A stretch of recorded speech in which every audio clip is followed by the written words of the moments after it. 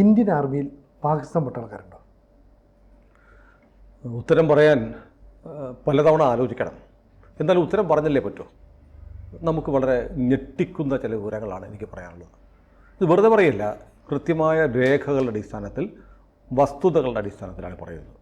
അതായത് ഇന്ത്യയിൽ അനധികൃതമായി 5 ലക്ഷം പാകിസ്ഥാനി വനിതകളുണ്ട് എന്ന് നമ്മൾ കഴിഞ്ഞ ദിവസം ഒരു വീഡിയോ ചെയ്തു. അതായത് ഇന്ത്യയിലെ മുസ്ലിം ചെറുപ്പക്കാർ, പ്രത്യേകിച്ച് അതിർത്തി സംസ്ഥാനങ്ങളിലെ മുസ്ലിം ചെറുപ്പക്കാർ പാകിസ്ഥാനി പെണ്ണുങ്ങളെ കല്യാണം കഴിക്കുന്നു. എന്നിട്ട് അവരിവിടെ വരുന്നു, ഇവിടെ അങ്ങ് താമസിക്കുകയാണ് ഇന്ത്യൻ പൗരത്വം ഇല്ലാതെ. അവർ പാകിസ്ഥാൻ പൗരത്വം ഉപേക്ഷിക്കുന്നുമില്ല, ഇന്ത്യൻ പൗരത്വത്തിന് അപേക്ഷിക്കുന്നുമില്ല. അങ്ങനെ ഇന്ത്യയിൽ താമസിക്കുന്ന 5 ലക്ഷം പേരുണ്ട്. പഞ്ചാബിൽ മാത്രം 83,000 പേരുണ്ട്. എന്നിട്ട് ഇവിടെ താമസിച്ച് ഇന്ത്യയിൽ അവർ പ്രസവിക്കും. അപ്പോൾ ആ കുട്ടികൾ ആരാവും? ഇന്ത്യൻ പൗരന്മാരാകും, സിറ്റിസൺഷിപ്പ് ബൈ ബർത്ത്. അങ്ങനെ ഇവർ യഥാർത്ഥത്തിൽ പാകിസ്ഥാനോട് സ്നേഹമുള്ളത് കൊണ്ടാണല്ലോ നമ്മുടെ നാട്ടിൽ മുസ്ലിങ്ങൾ ഇല്ലാത്തതുകൊണ്ട്, മുസ്ലിം പെൺകുട്ടികളും സുന്ദരിമാരും ഇല്ലാത്തത് കൊണ്ടല്ല, പാകിസ്ഥാനിൽ നിന്ന് തന്നെ കല്യാണം കഴിക്കണമെന്ന് ചിലർക്ക് പൂതി വരുന്നത്. കാരണം പാകിസ്ഥാനോടുള്ള കൂറുകൊണ്ടാണ്. അങ്ങനെ പാകിസ്ഥാനോട് കൂറുള്ള ഒരു ഇന്ത്യക്കാരൻ, അല്ലെങ്കിൽ ഇന്ത്യക്കാരൻ എന്ന് ഭാവിക്കുന്ന ആൾ, അങ്ങനെ ഞാൻ പറയൂ, ഒരു പാകിസ്ഥാനി പെൺകുട്ടിയെ കല്യാണം കഴിക്കുന്നു. അവൾ പാകിസ്ഥാനിയായി, പാകിസ്ഥാൻ പൗരയായിട്ട് തന്നെ ഇവിടെ ലോങ് ടൈം വിസ എടുത്തൊക്കെ വരികയാണ്, അല്ലെങ്കിൽ വിസ ടൈം കഴിഞ്ഞ് വന്ന് ഇവിടെ താമസിക്കുന്നു, ഇവിടെ പ്രസവിക്കുന്നു. അപ്പോൾ അവർ രണ്ടും പാകിസ്ഥാനിയാണ്. ഒരാൾ ശരീരം കൊണ്ട് ഇന്ത്യയും മനസ്സുകൊണ്ട് പാകിസ്ഥാനും. സ്ത്രീ മനസ്സുകൊണ്ടും ശരീരം കൊണ്ട് പാകിസ്ഥാനി. ഇവിടെ വരുന്നു, ഇന്ത്യയിൽ കുട്ടി ഉണ്ടാവുന്നു, ആ കുട്ടി വളരുന്നു. ആ കുട്ടി വളരുന്നത് ഇന്ത്യക്കാരനായിട്ട് വളരുമോ പാകിസ്ഥാനിയായിട്ട് വളരുമോ? ഇന്ത്യൻ പൗരനാവും. പൗരത്വം ഇന്ത്യൻ. അതെ. അവൻ വളരുന്നത്, അവൻ ബൗദ്ധികമായി, സാംസ്കാരികമായി, ചിന്താപരമായി ആരായിരിക്കും? പാകിസ്ഥാനി. അങ്ങനെ 5 ലക്ഷം പേരുണ്ടെന്ന് ഐഡന്റിഫൈ ചെയ്തിരിക്കുന്നു. 5 ലക്ഷം പേർക്ക് 3 മക്കളെ വെച്ച് കൂട്ടിക്കേ, 15 ലക്ഷം മക്കൾ മിനിമം. ഈ 15 ലക്ഷം പേരിൽ വടക്കേ ഇന്ത്യയിൽ മിക്കവാറും വീടുകളിൽ ഒരു പട്ടാളക്കാരനെങ്കിലും ഉണ്ട്. പോലീസിൽ, അർദ്ധസേനാ വിഭാഗങ്ങളിൽ, പട്ടാളങ്ങളിലുണ്ട്. ഇങ്ങനെ എത്ര പേർ നമ്മുടെ സേനയിൽ കടന്നു കയറിയിരിക്കാം? ഒരു ചോദ്യമാണ് ഇത്. ഭയപ്പെടുത്തുന്ന ചോദ്യമാണ്, ഭയപ്പെടുത്തുന്ന ചോദ്യമാണ്. ഭയപ്പെടണം. ഇതാരും അഡ്രസ്സ് ചെയ്യുന്നില്ല. അഡ്രസ്സ് ചെയ്യാത്ത കാര്യം നമ്മൾ പറയുകയാണ്. അപ്പോൾ ഇങ്ങനെയൊക്കെ പറയാമോ? ഇന്ത്യൻ ആർമിയിൽ അല്ലെങ്കിൽ ഇന്ത്യയുടെ സുരക്ഷാ സേനകളിലുള്ള ചില ആളുകളെക്കുറിച്ച് നമുക്ക് സംശയങ്ങൾ തോന്നാമോ എന്ന് ചിലരെങ്കിലും ചോദിക്കാം. ശരിയാണ്, നമ്മുടെ സേനയെ നമുക്ക് വലിയ വിശ്വാസമാണ്. നമ്മുടെ സേനയിൽ പ്രവർത്തിക്കുന്ന ആളുകൾ ജാതിക്കും മതത്തിനും അതീതമായി സേനയോടും രാജ്യത്തോടും കൂറുള്ളവരും രാജ്യത്തിന് വേണ്ടി മരിക്കാൻ വരെ തയ്യാറുള്ളവരാണ്. അക്കൂട്ടത്തിൽ ഹിന്ദുക്കളുണ്ട്, മുസ്ലിങ്ങളുണ്ട്, ക്രിസ്ത്യാനികളുണ്ട്, ഒരു സംശയവുമില്ല.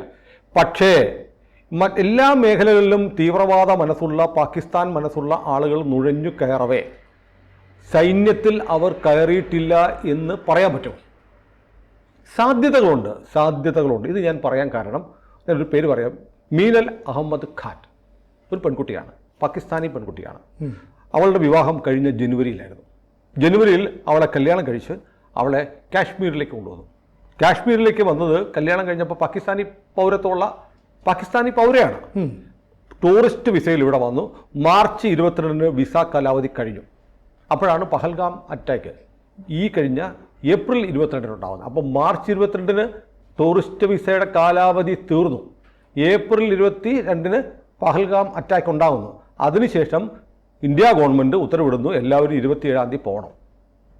അങ്ങനെ മീനൽ അഹമ്മദ് ഖാനും പോവേണ്ടി വരുന്നു. ചെറുപ്പക്കാരിയാണ്, 10-22 വയസ്സേ ഉള്ളൂ, കഷ്ടിച്ച്. അപ്പോൾ നോക്കൂ, ഈ പീരീഡിൽ മാർച്ച് 22 കഴിഞ്ഞിട്ടും മീനൽ അഹമ്മദ് ഖാൻ ഇവിടെ തന്നെ ഉണ്ടായിരുന്നു. വിസ കഴിഞ്ഞിട്ടും ഈ സംഭവം ഉണ്ടായിരുന്നു ഒരു മാസത്തോളം ഉണ്ടായിരുന്നു. ഡിപ്പോർട്ട് ചെയ്ത് അട്ടാരി ബോർഡറിലേക്ക് കൊണ്ടുവന്നു. അട്ടാരി ബോർഡർ നമ്മൾ അടച്ചിരിക്കുക, അതിലുള്ള ഗതാഗതമൊന്നുമില്ല. അവിടെ നിന്ന് അതിർത്തിയിലേക്ക് അപ്പുറത്തേക്ക് വിടാനാണ്. അപ്പോഴേക്ക് ജമ്മു കാശ്മീർ ഹൈക്കോടതിയിൽ ഒരു കേസ് വരുന്നു. കേസ് കൊടുത്തിരിക്കുന്നത് മുനീർ ഖാൻ. മീനൽ അഹമ്മദ് ഖാൻ വെറുതെ വന്നതല്ല, മീനൽ അഹമ്മദ് ഖാനെ കല്യാണം കഴിച്ച് കൊണ്ടുവന്നതാണ്. കല്യാണം കഴിച്ച് കൊണ്ടുവന്നിരിക്കുന്ന ആൾ എൻ്റെ ഭാര്യയെ അങ്ങോട്ട് പറഞ്ഞു വിടരുത്, എൻ്റെ ഭാര്യയ്ക്ക് ലോങ് ടൈം വിസയ്ക്ക് അർഹതയുണ്ട് എന്ന് പറഞ്ഞ് കേസ് കൊടുക്കുന്നു. സ്വാഭാവികം.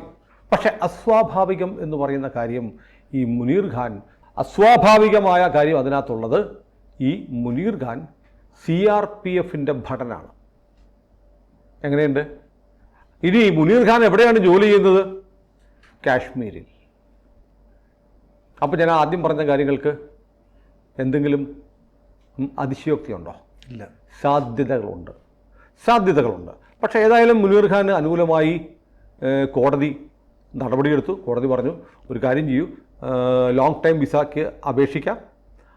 അതിനുശേഷം ബാക്കി കാര്യങ്ങൾ തീരുമാനിക്കാം. ലോങ് ടൈം വിസയുടെ പ്രോസസ്സിങ് നടക്കുകയാണ്. അതിൻ്റെ ഇൻ്റർവ്യൂസൊക്കെ കഴിഞ്ഞിട്ടുണ്ട് കേട്ടോ.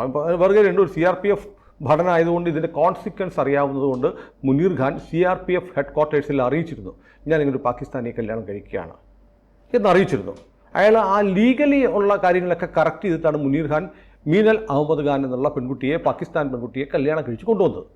പക്ഷേ വിസ കാലാവധി കഴിഞ്ഞു, ലോങ് ടൈം വിസയ്ക്കുള്ള ഇൻ്റർവ്യൂ പ്രോസസ്സ് കഴിഞ്ഞു. പക്ഷേ വിസ തീർന്നാൽ ഒരു നിമിഷം പോലും നിൽക്കാൻ പാടില്ല. അവിടെയാണ് പ്രശ്നം. വിസ കഴിഞ്ഞിട്ടും ഈ പഹൽഗാം അറ്റാക്ക് ഉണ്ടായില്ലെങ്കിൽ മീനൽ അഹമ്മദ് ഖാൻ്റെ വിവരങ്ങൾ പുറത്തേക്ക് വരില്ലായിരുന്നു. അവരവിടെ കാശ്മീരിൽ തന്നെ തുടരുമായിരുന്നു. ഈ ആക്രമണം ഉണ്ടായി, വിവാദമുണ്ടായി, ഡീപ്പോർട്ട് ചെയ്യാൻ തീരുമാനിച്ചുകൊണ്ട് വിസ ഡേറ്റ് കഴിഞ്ഞിട്ടും മീനൽ എന്ന പെൺകുട്ടി, അതും ഒരു CRPF ഭടൻ്റെ ഭാര്യ കാശ്മീരിൽ സേവനമനുഷ്ഠിക്കുകയാണ് മുനീർ ഖാൻ. കാശ്മീരിൽ സേവനം അനുഷ്ഠിക്കുന്നതുകൊണ്ട് മുനീർ ഖാനെ സംശയിക്കേണ്ട കാര്യമൊന്നുമില്ല. ഒരു പക്ഷേ അയാൾ എല്ലാവരെയും പോലെ ദേശാഭിമാനിയായ ഒരു പട്ടാളക്കാരനായിരിക്കാം. പക്ഷേ അതിനകത്ത് നിയമവിരുദ്ധത നടന്നിട്ടുണ്ട്. വിസ കാലാവധി കഴിഞ്ഞിട്ട് ഭാര്യ ഇവിടെ തുറന്നു. അപ്പോൾ ഒരുപക്ഷെ ഇതൊക്കെ നമ്മുടെ പട്ടാളത്തിൽ വരുന്ന ആളുകൾക്കും ഒരുപക്ഷെ ഇതൊക്കെ സ്വാഭാവികം, അങ്ങനെയൊക്കെയാണല്ലോ, ഇതൊക്കെ ആരും അറിഞ്ഞില്ല, എങ്ങനെ പൊക്കോളും എന്നൊക്കെ തോന്നുമായിരിക്കാം. ഇനി മറ്റൊരു പേര് ഞാൻ പറയാം, ഒസാമ ഇംനിയാസിൻ്റെ വീഡിയോസ് വളരെ വൈറലാണ്. നമ്മുടെ മലയാളത്തിലൊന്നും വന്നിട്ടില്ല, നോർത്ത് ഇന്ത്യൻ ചാനലുകളൊക്കെ ഭയങ്കരമായി കൊണ്ടാടുകയാണ് ഒസാമ ഇംനിയാസിൻ്റെ വീഡിയോ. ഒസാമ ഇംനിയാസിനെ നമ്മൾ പിടിച്ച് ഡീപ്പോർട്ട് ചെയ്തപ്പോൾ അയാൾ ചോദിക്കുകയാണ്, എന്നെ എന്തിനാണ് പിടിച്ചയക്കുന്നത്? ഞാൻ ഇന്ത്യ വന്നു, ഞാനിവിടെ കമ്പ്യൂട്ടർ സയൻസിന് ഡിഗ്രി പഠിച്ചുകൊണ്ടിരിക്കുകയാണ്. 18 വർഷമായിട്ട് ഞാൻ ഇവിടെ താമസിക്കുന്നുണ്ട്. എവിടെ? കാശ്മീരിൽ, ജമ്മു കാശ്മീരിൽ 18 വർഷമായി ഞാൻ ഉറിയിൽ, ശ്രദ്ധിക്കണം, ഉറി ഭീകരാക്രമണം കാണുന്ന ഉറിയിൽ ഞാൻ 18 വർഷമായി താമസിക്കുന്ന പാകിസ്ഥാനിയാണ്. ഞാനിവിടെ ഡിഗ്രിക്ക് പഠിക്കുന്നു, കമ്പ്യൂട്ടർ സയൻസിൽ പഠിക്കുന്നു. എനിക്ക് ജൂണിൽ പരീക്ഷയാണ്, എനിക്ക് പരീക്ഷ എഴുതി പാസ്സാവണം, എനിക്ക് ജോലി വേണം, എനിക്കിവിടെ ജീവിക്കണം. എവിടെ? അവൻ്റെ നാട്ടിലല്ല, ഇന്ത്യയിൽ ജീവിക്കണം. എനിക്കെന്താണ്? എനിക്ക് റേഷൻ കാർഡുണ്ട്, ആധാർ കാർഡുണ്ട്, എന്നെ വോട്ടർ പട്ടികയുണ്ട്. ഞാൻ കഴിഞ്ഞ ഉറി ഇലക്ഷന് വോട്ട് ചെയ്തു. ആര്? പാകിസ്ഥാനി 18 വർഷമായി ഇവിടെ താമസിക്കുന്നു, ഇവിടെ പരീക്ഷ എഴുതുന്നു, ഇവിടെ പഠിക്കുന്നു, ഇവിടെ ആധാർ കാർഡുണ്ട്, റേഷൻ കാർഡുണ്ട്, വോട്ട് ചെയ്തിട്ടുണ്ട്. ഈ വീഡിയോ വൈറലായപ്പോൾ ജമ്മു കാശ്മീർ ഉറിയിലെ ജില്ലാ ഇലക്ഷൻ ഓഫീസർ അന്വേഷിക്കാൻ ഉത്തരവിട്ടിരിക്കുക. എങ്ങനെ പാകിസ്ഥാനിക്ക് ഇന്ത്യയിലെ വോട്ടർ പട്ടികയിൽ ചേരാൻ കഴിഞ്ഞു? എങ്ങനെ ഇയാൾ ഇത്രയും കാലം 18 വർഷം എന്ന് ഇവിടെ താമസിച്ചു എന്നതിനെക്കുറിച്ച് ഡെപ്യൂട്ടി പോലീസ് കമ്മീഷണറും അന്വേഷണത്തിന് ഉത്തരവിട്ടിരിക്കുന്നു. നോക്കൂ, മുമ്പൊക്കെ ഈ ഒരു അന്വേഷണം പോലും ഉണ്ടാവില്ലായിരുന്നു. ഇപ്പോൾ ഇയാളെ ഡിപ്പോർട്ട് ചെയ്തതിന് മുമ്പ് ഈ ഒസാമ ഇംനിയാസിനെ പിടിച്ച് ഡിപ്പോർട്ട് ചെയ്തതിന് തൊട്ട് മുമ്പ് അയാൾ ചാനലുകളോട് പറഞ്ഞതാണ്, 18 വർഷമായിട്ട് ഞാൻ താമസിക്കുക, എനിക്ക് വോട്ടവകാശം വരെയുണ്ട്. ഇനി തീർന്നില്ല, പർവീൺ അക്തർ ഒരു സ്ത്രീയാണ്. പർവീൺ അക്തർ പറയുന്നു, ഞാൻ വളരെ ബഹുമാനിയായ ഒരു സ്ത്രീയാണ്, എന്നെ പിടിച്ച് പോലീസ് വാഹനത്തിൽ ഇരുത്തിയിരിക്കുന്നു, എനിക്ക് അപമാനമാണ് എന്നെ പോലീസ് ജീപ്പിലിരിക്കുന്നത്. 41 വർഷമായിട്ട് ഞാനിവിടെ താമസിക്കുകയാണ്. 41 വർഷം, എനിക്ക് 3 മക്കളുണ്ട്, എനിക്കിവിടെ വീടുണ്ട്. ആരാ? പൗരത്വം എന്താ? പാകിസ്ഥാനി. 41 വർഷമായിട്ട് താമസിക്കുന്നു. ഇപ്പം 41 വർഷം കഴിഞ്ഞിട്ടാണോ മോഡി വന്ന് എന്നെ പിടിച്ച് പുറത്താക്കാൻ പോകുന്നത്? പർവീൺ അക്തർ ചോദിക്കുന്നു. ഇത് ഇന്ത്യയുടെ ഒരു ചെറിയ ചിത്രമാണ്. നോക്കൂ, നമ്മുടെ രാജ്യത്ത് നൂറുകണക്കിന് ലക്ഷക്കണക്കിന് ആളുകൾ, പാകിസ്ഥാനികൾ, ബംഗ്ലാദേശികൾ, റോഹിംഗ്യർ ഇവിടെ ഉണ്ട് നമ്മൾ പറഞ്ഞുകൊണ്ടിരിക്കുമ്പോൾ അതൊക്കെ രാഷ്ട്രീയമായി BJP മുന്നോട്ട് വെക്കുന്ന മുസ്ലിം വിരുദ്ധതയാണെന്ന് പറഞ്ഞത് ഇപ്പോൾ പൊളിഞ്ഞു വീഴുകയാണ്. പഹൽഗാം അറ്റാക്ക് ഒരു തരത്തിൽ ഞാൻ ഖേദപൂർവ്വം പറയുകയാണ്, ഒരു തരത്തിൽ അനുഗ്രഹമാണ്. കാരണം ഇത്തരം ആരോപണങ്ങൾ ശരിവെക്കുന്ന സ്പെസിമെനുകൾ പുറത്തേക്ക് വന്നിരിക്കുന്നു, ആളുകളെ നമുക്ക് കണ്ടെത്താൻ കഴിയുന്നു. ഇതിനൊക്കെ ആരും മറുപടി പറയും? അപ്പോൾ നമ്മുടെ രാജ്യത്ത് നമ്മൾ പാകിസ്ഥാനുമായ ഒരു യുദ്ധത്തിൽ ഏർപ്പെട്ടാൽ, യുദ്ധം തുടങ്ങിയാൽ ഇവിടെ പാകിസ്ഥാന് വേണ്ടി സപ്പോർട്ട് ചെയ്യുന്ന ആളുകൾ, പാകിസ്ഥാൻ മനസ്സുള്ള ഇന്ത്യക്കാർ ഇവിടെ ഉണ്ട്, നമുക്കറിയാം.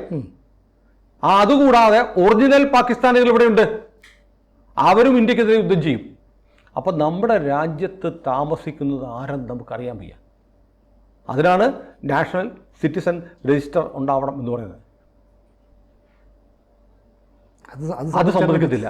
പൗരത്വ രേഖ നമ്മുടെ രാജ്യത്ത് ഉണ്ടാക്കണം എന്ന് പറയുമ്പോൾ ഇവിടുത്തെ CPM, ഇവിടുത്തെ കോൺഗ്രസ്, ഇവിടുത്തെ മുസ്ലിം ലീഗ്, ഇവിടുത്തെ SDPI, ഇവിടുത്തെ പോപ്പുലർ ഫ്രണ്ട്, ഇവിടുത്തെ കാന്തപുരം, ഇവിടുത്തെ സമസ്ത, എല്ലാവരും എതിർക്കുന്നത് എന്തുകൊണ്ടാണ്?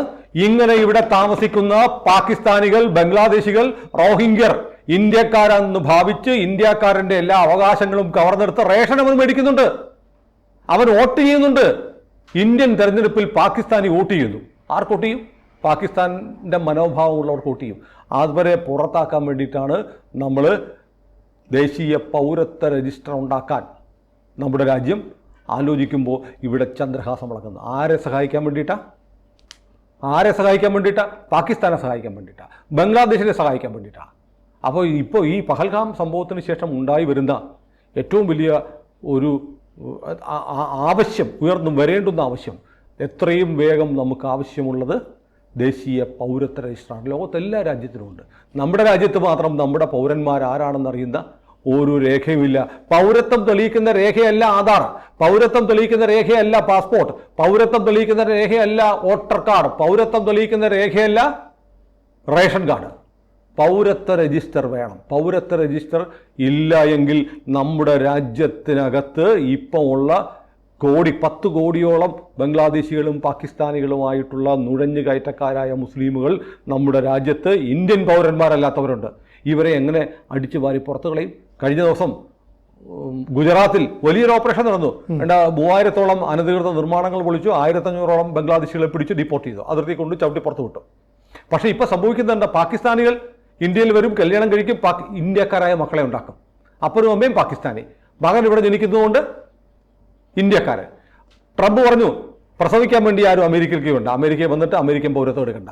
ഇപ്പം സംഭവിക്കുന്നത് തന്തയും തള്ളയും പാകിസ്ഥാനിൽ നിന്ന് വന്നിട്ട് ഇന്ത്യയിൽ കൊച്ചുങ്ങളെ ഉണ്ടാക്കി ഇന്ത്യക്കകത്ത് പാകിസ്ഥാനികളെ ഉൽപ്പാദിപ്പിക്കുന്ന ഫാക്ടറികളായിട്ട് നമ്മുടെ സംസ്ഥാനത്ത്, രാജ്യത്തിൻ്റെ പല സംസ്ഥാനങ്ങളിലും പല കേന്ദ്രങ്ങളിലും മാറുന്നു. ഇതിനെ സപ്പോർട്ട് ചെയ്യുകയാണ് ഈ നാട്ടിലെ സകല രാഷ്ട്രീയ പാർട്ടികളും. കാരണം അവർക്ക് മുസ്ലിമുകൾ അവർ പാകിസ്ഥാനിൽ നിന്ന് വന്നാലും ഞങ്ങൾ വോട്ട് ചെയ്താൽ, ഞങ്ങളുടെ വോട്ട് ബാങ്കിനെ വലുതാക്കാൻ സഹായിച്ചാൽ അവർ ഇന്ത്യയിൽ വേണം എന്ന് പറയുന്നു. ഇനി സിനു ചോദിച്ച ചോദ്യത്തിന് ഉത്തരം, അങ്ങനെ ജീവിതത്തിൻ്റെ സമസ്ത മേഖലകളിലും പാകിസ്ഥാനികൾ നുഴഞ്ഞു കയറിയിട്ടില്ലെങ്കിൽ എങ്ങനെ നെഞ്ചത്ത് കൈവച്ച് പറയാൻ പറ്റും നമ്മുടെ സൈന്യത്തിൽ, നമ്മുടെ സേനകളിൽ, നമ്മുടെ പോലീസിൽ ഇവർ കയറിയിട്ടില്ല എന്ന് എങ്ങനെ ഉറപ്പിച്ച് പറയാൻ കഴിയും? ഇതാണ് ചോദ്യം. ഇത് ഭയപ്പെടുത്തിക്കൊണ്ടേയിരിക്കണം. അല്ലെങ്കിൽ ദേശീയ പൗരത്വ രജിസ്റ്ററിന് വേണ്ടിയിട്ടുള്ള വലിയ പ്രക്ഷോഭം ഇവിടെ ഉയരണം.